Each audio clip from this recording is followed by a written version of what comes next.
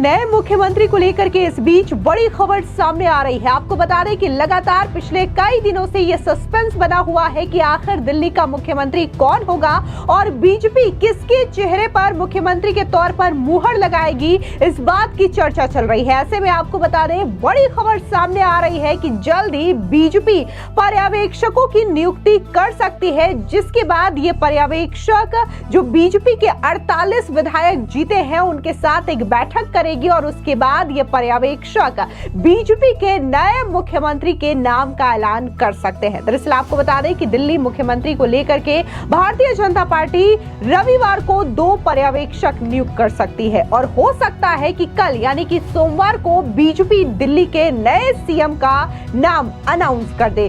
सूत्रों के मुताबिक ये जानकारी सामने आ रही है कि पर्यवेक्षक के तौर पर जो डिफेंस मिनिस्टर है यानी कि राजनाथ सिंह, उनका भी ऐलान किया जा सकता है, यानी कि उन्हें पर्यवेक्षक बनाया जा सकता है। इसके अलावा कोई भी केंद्रीय मंत्री या फिर सांसद या बीजेपी के वरिष्ठ नेता पर्यवेक्षक के तौर पर शामिल हो सकते हैं, जिसके बाद ये पर्यवेक्षक दिल्ली के जो नए विधायक चुने गए हैं बीजेपी से, उनके साथ एक मीटिंग करेंगे और इस मीटिंग के बाद जो नाम फाइनल होगा उसकी लिस्ट बताई जा रही है कि प्रधानमंत्री नरेंद्र मोदी और बीजेपी के वरिष्ठ नेताओं को भेजा जाएगा, जिसके बाद ये फाइनल मुहर लग जाएगी। इस बीच आपको जानकारी दे दें कि कल पार्टी के राष्ट्रीय अध्यक्ष जेपी नड्डा ने बीजेपी के तमाम राष्ट्रीय महासचिवों के साथ एक मीटिंग की है और इस मीटिंग में भी बताया जा रहा है कि कई सारे नामों को लेकर के चर्चा हुई है। आपको बता दें कि पहले ये कयास लगाए जा रहे थे कि प्रधानमंत्री मोदी के अमेरिकी दौरे से लौटते ही दिल्ली के मुख्यमंत्री के नाम का ऐलान कर दिया जाएगा, लेकिन प्रधानमंत्री मोदी के यूएस दौरे से लौटने के बाद भी दिल्ली का मुख्यमंत्री कौन होगा ये तय नहीं हो पाया है। अब बीजेपी नेताओं का कहना है कि केंद्रीय नेताओं की मीटिंग होने के बाद पर्यवेक्षक नियुक्त होंगे और यह पर्यवेक्षक दिल्ली के 48 विधायकों के साथ चर्चा करेंगे। विधायकों के साथ चर्चा होने के बाद मुख्यमंत्री और मंत्रियों के नाम तय हो जाएंगे। माना यह भी जा रहा है कि पर्यवेक्षक विधायक दल की बैठक में ही मुख्यमंत्री के नाम का ऐलान कर सकते हैं। बता दें कि दिल्ली में अभी तक मुख्यमंत्री पद की घोषणा न होने की चर्चा के बीच शनिवार को बीजेपी के राष्ट्रीय अध्यक्ष और केंद्रीय मंत्री जेपी नड्डा के बीच अहम बैठक हुई है। ये बैठक दिल्ली स्थित बीजेपी मुख्यालय में हुई है। इसमें राष्ट्रीय महासचिव भी मौजूद थे। हालांकि दिल्ली के मुख्यमंत्री पद के चेहरे पर अभी भी सस्पेंस बना हुआ है, क्योंकि बीजेपी ने अभी तक किसी भी नाम की घोषणा नहीं की है। सूत्रों के हवाले से मीडिया में खबर है कि दिल्ली के सीएम के रेस में सबसे आगे जो नाम है वो एक महिला का नाम है। रेखा गुप्ता का नाम सबसे आगे है, वो एक महिला विधायक है और इसके अलावा आशीष सूद, जितेंद्र महाजन और राजकुमार भाटिया पुराने पंजाबी चेहरे हैं पार्टी के। इसके अलावा ब्राह्मण और संगठन के पुराने व्यक्ति पवन शर्मा और सतीश उपाध्याय के नाम की भी चर्चा हो रही है। इसके अलावा अगर प्रमुख जाट चेहरे की बात करें तो नई दिल्ली विधानसभा सीट से अरविंद केजरीवाल को करारी शिकस्त देने वाले परवेश वर्मा के नाम पर भी चर्चा हो रही है। इसके अलावा विजेंद्र गुप्ता के नाम पर भी चर्चा है। साथ ही अगर हम मोहन सिंह बिष्ट की बात करें तो ये कहा जा रहा है कि उनको स्पीकर बनाया जा सकता है। इस बीच एक नाम शिखा रॉय का भी है, जो 3 बार से विधायक हैं और इस बार के चुनाव में उन्होंने ग्रेटर कैलाश से कैबिनेट मंत्री रहे सौरभ भारद्वाज को करारी शिकस्त दी है। सूत्रों का कहना है कि दिल्ली में मुख्यमंत्री समेत 10 मंत्री होंगे। यूपी, मध्य प्रदेश, राजस्थान, छत्तीसगढ़ की तर्ज पर बीजेपी दिल्ली में मुख्यमंत्री और 2 डेप्यूटी सीएम का फॉर्मूला भी अपना सकती है, जिससे विधायक की उपराज्यपाल के साथ अच्छी ट्यूनिंग बैठती होगी।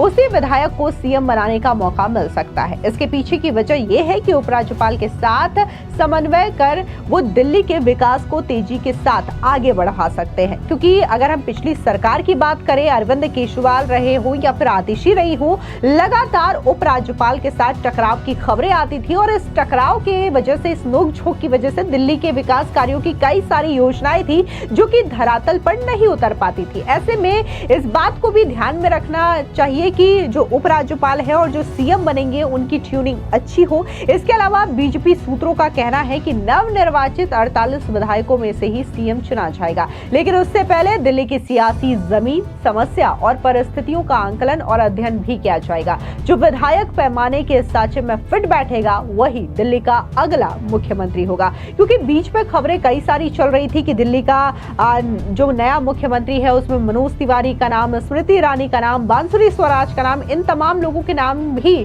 चर्चा में बने हुए थे। ऐसे में अब ये खबर सामने आई है कि जो मुख्यमंत्री बनेगा या फिर जिन्हें कैबिनेट में शामिल किया जाएगा वो इन्हीं 48 विधायकों में से चुने जाएंगे, यानी कि जो विधायक होंगे उन्हीं में से दिल्ली का मुख्यमंत्री तय होगा, डिप्टी सीएम तय होगा और कैबिनेट में भी उसी को जगह मिलेगी। खैर, प्रधानमंत्री नरेंद्र मोदी अपने यूएस दौरे से वापस भी आ चुके हैं। जेपी नड्डा ने तमाम जो महासचिव हैं उनसे बैठक की है और अब पर्यवेक्षक की नियुक्तियों का जो इंतजार है वो किया जा रहा है, क्योंकि जब पर्यवेक्षकों के नाम का ऐलान होगा उसके तुरंत बाद बैठक होगी विधायक की और उसके बाद विधायक दल का नेता चुना जाएगा और फाइनली इस बात का सस्पेंस खत्म हो जाएगा कि दिल्ली का अगला मुख्यमंत्री कौन होगा। लेकिन आपको क्या लगता है कि दिल्ली का अगला मुख्यमंत्री कौन बनेगा या किसे बनना चाहिए? कमेंट सेक्शन में जरूर बताएं। धन्यवाद।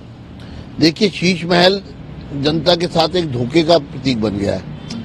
ये किंगडम ऑफ करप्शन है और किस तरह से बहरूपीय आम आदमी पार्टी ने लोगों की भावनाओं से खिलवाड़ किया। वास्तविकता में ये विश्वासघात का एक ज्वलंत उदाहरण है। ये कहा जा सकता है कि केजरीवाल जी ने ये तक कहा कि मैं बंगला नहीं लूंगा और मैंने अपनी कॉन्स्टिट्यूंसी में एफिडेविट दिया है, गाड़ी नहीं लूंगा। एक तरफ आप कहते हैं मैं बंगला नहीं लूंगा और एक तरफ आप 10,000 गज के बंगले को भी छोटा मानकर उसको 50,000 गज का कर देते हैं। अर्थात आपने सारे सरकारी बंगले 10 रिहायशी आवासीय जो संपत्तियां थी सरकार की वो भी उसमें मिला ली और 11वीं तो थी 6 फ्लैग स्टाफ रोड। और फिर उस पर जो इलीगैलिटी हुई, उस पर जो वॉयलेशंस हुई, उस पर जो सरकारी धन का दुरुपयोग हुआ, लेविश एक्सपेंडिचर्स हुए। इसके बाद आपने वहां पर शराब घोटाले में जो रिश्वत आई उससे भी लाखों करोड़ों रुपए के सामान सज्जा के सामान वहां पर लाए आप। तो ये क्या है? ये मॉडल ऑफ करप्शन है। आम आदमी पार्टी मतलब model of corruption, kingdom of corruption. अभी भी वहां कई टावर बन रहे थे जो अधूरे पड़े हैं, अभी वो तो लोगों की नजर में नहीं आए, वो भी आएंगे। लेकिन आज दुख की बात यह है कि जो लोग कट्टर ईमानदारी का राग अलाप रहे थे, आज वो भ्रष्टाचार में आकंठ डूबे हुए और लोगों के सवालों से बचकर भाग रहे हैं। तो मैं यही कहूंगा कि जो शीश महल है ये वास्तविकता में आम आदमी पार्टी की कब्रगाह बनेगी। मैं सेंट्रल विजिलेंस कमीशन की जांच का हृदय की गहराइयों से स्वागत करता हूं, क्योंकि एक विधिवत जांच तथ्यों पर आधारित शुरू हुई है और जिस पर केजरीवाल जी के और उनकी पार्टी के जितने भी ये लच्छेदार भाषण हैं, झूठ के पुलिंदे वो चलने वाले नहीं है और कार्रवाई होगी ऐसा निश्चित है। लोगों के सामने सच आया है, जनता का जो पैसा लूटा है वो लौटाना पड़ेगा। देखिए, ये कंप्लेंट 14 अक्टूबर की है जी। आज की नहीं है, बल्कि मुझे लगता है कि सेंट्रल विजिलेंस कमीशन ने इस पर कार्रवाई में थोड़ी देरी की है, क्योंकि जो फैक्चुअल रिपोर्ट थी वो तो 2 महीने पहले की आई हुई है और सीवीसी ने उस पर जो एक्शन लिया है वो 2 महीने बाद लिया है, यानी पूरा सोच विचार के लिया है एक्शन। तो जब सोच विचार की कार्रवाई हो रही है और वो भी एक ऑटोनोमस बॉडी जो है, जो जिसका काम है, जो एक वॉच डॉग है, जो देश के अंदर जहां जहां सरकारी विभागों में, सरकारों में करप्शन होती है उस पर कॉग्निजेंस लेना, विजिलेंट रहना, ये विजिलेंस कमीशन का काम है और वो अपना काम कर रहे हैं। तो आम आदमी पार्टी के लोगों को, नेताओं को, केजरीवाल जी को ये मिर्च क्यों लग रही है?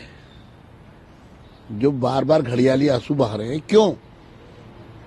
आपको तो माफी मांगनी चाहिए, आपको तो शर्म आनी चाहिए। आप नजर मिलाने के काबिल नहीं है लोगों से। सीएजी रिपोर्ट तो ऑब्लिगेशन है, ये तो संवैधानिक प्रक्रिया है, लेकिन इन्होंने उसको भी दबा दिया। अगर आप पाक साफ थे तो उसको टेबल करते, लोगों के सामने सच आने देते, क्योंकि चोर की दाढ़ी में तिनका, आप भ्रष्ट हैं।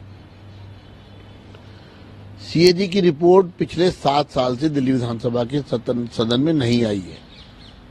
ये बड़ा मामला है। क्यों दबाई गई सीएजी रिपोर्ट? हम स्वागत करते हैं प्रधानमंत्री जी के उस वक्तव्य का